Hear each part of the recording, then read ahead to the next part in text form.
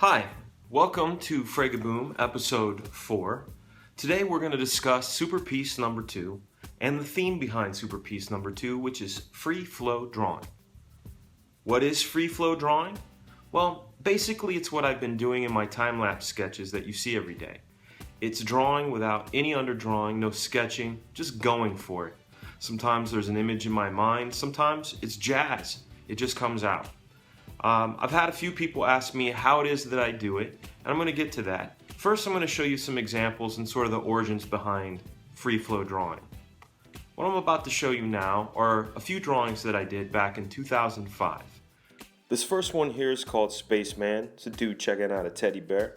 This next one is called Monkey Face, throwing up all kinds of crazy. This one here is called Happy Birthday. And this last one is called Cat on Skates. Get a load of those skates. Basically, I did these while I was working on the film ATL back in 2005, and I was staying in Atlanta, and my nights I was pretty bored, so I would go across the street to the local bar. It was called Bazaar. I'd get myself some wine, and I would just sit there with my sketch pad and draw. A lot of these just came out spontaneously on the spot, and I was pretty happy with the results, and a lot of people kept telling me, "You need to make these into t-shirts, man," or "How do you do it?" Well, I'll tell you, it's practice, and I know that sounds like something you've heard before, but I actually have a formula behind it and a real sort of philosophy that was built upon books that I read in the past. The first book I'd like to show you is the book that I got back in early 80s. It's called How to Draw Comics the Marvel Way. This is my old beat up copy. It's even signed by Stan the Man Lee. I learned how to draw a lot in this. It's basic construction, fundamentals. You'll learn perspective, proportion, composition, things about inking and whatnot, and sort of where to put your camera's eye. The other thing that people need to learn is they need to learn how to see, because a lot of what people run into when they draw and when they say they can't draw is they have these preconceived notions in their mind. Something that Carl Potts had taught me a long time ago, and he called them ciphers. It's basically a simplified version of what something is. So some people's idea of an eye may be an almond shape. So even when they look at someone's face, they automatically go to the almond shape, and they're disappointed when it doesn't come out the way that they want it. The book that I learned how to see from was one that my grandfather, Emmett J. Ryan, taught from in his class, and it was called Drawing on the Right Side of the Brain by Betty Edwards. And there's a lot of exercises that are in this book, but it basically teaches the same sort of philosophy that I have, which is drawing is a skill. Sure, there's propensities, but I don't really believe in talent other than someone is intensely interested in something. The main thing that I took from this was the concept of blind drawing, and I do it all the time.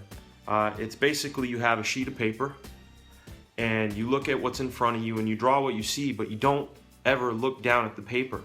Your eye is where the pencil is, and you just move it. I highly recommend that book. The last book that I recommend in a major way, and the great thing about it is you can find all the information free on his website, is one called The Einstein Factor, and it's by Dr. Win Wenger. And he teaches you different ways of thinking and also how to build your mind's eye. But it's mostly for improving your mental strength. There's a particular exercise in there that I found called image streaming. Now, image streaming has actually been quite a blessing, and it's what makes free flow work for me. And what image streaming is, let me rewind. Have you ever had an image in your mind, and when you go to draw it, it's gone, and you spend your time trying to capture what it is inside of your mind's eye?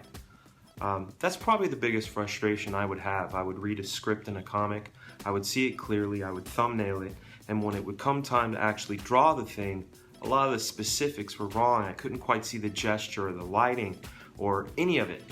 And I was basically relying on all the fundamental skills I had, basic construction that I had learned in How to Draw Comics the Marvel Way, the George Bridgman books, Vern Hogarth, Grey's Anatomy, not the TV show, but the book. And you rely on that. So I would always have this wish. I wish I could see what was in my mind clearer so I could just draw it.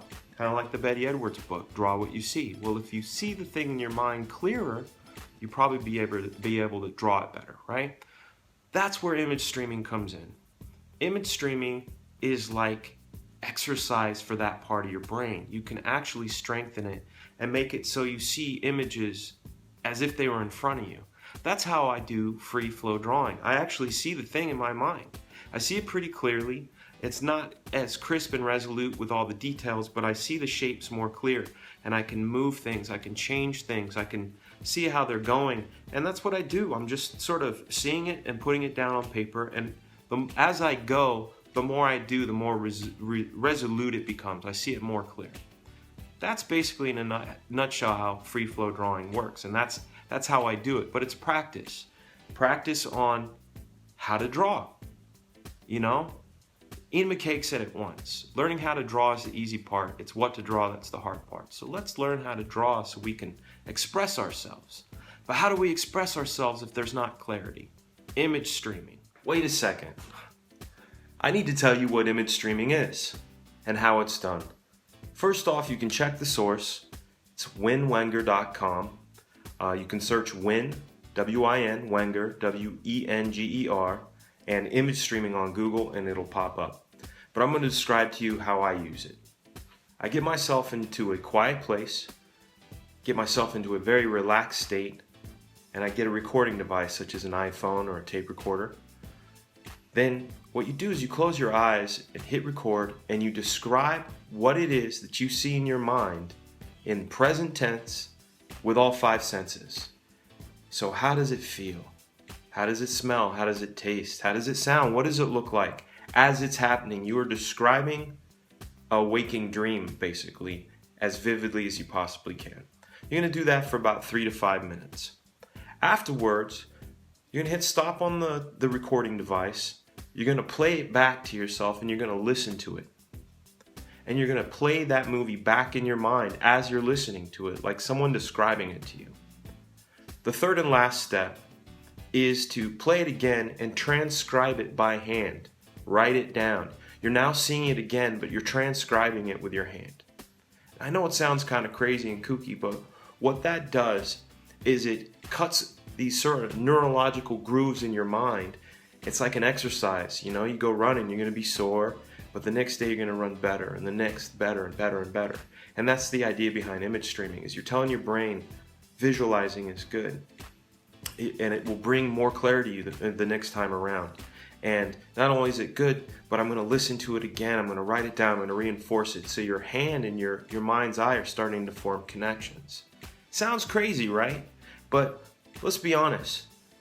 Some of the stuff from back in the day, I heard people thought it sucked. And what I mean stuff from back in the day, I mean my personal work. People call me shit. I know it. But guess what? What am I doing now? People are enjoying it. Why? Because of practice. And I'm telling you, sticking to it and working on unconventional exercises definitely works. Try it. Next up, blind drawing. Blind drawing helps you see with clarity. I'm telling you, after image streaming for about 3 weeks, you're going to be able to do blind drawings of what you see in your mind's eye. And essentially, that's what I'm doing when I'm doing these quick sketches. I'm seeing these images in my head, and I'm just tracing them. But the great thing is I'm also looking at the paper. See how it works? All right. What is this behind me? Oh, that's a great question. This is a silkscreen press. This is where the shirts are going to get printed. And back here, where I'm pointing, those 6 tubs have comic book history in them. I have Xerox copies from all of the greats in there. John Byrne, George Perez, Arthur Adams, Jim Lee, Todd McFarlane, Rob Liefeld, Mike Zack. I have so many photocopies of pencils, layouts, inks. Don't worry, in future Fragaboom episodes, I will unlock that vault and share with you. So stay tuned for episode 5, where I do a little bit of time lapsing on the free flow drawing. See you soon. Thanks, guys.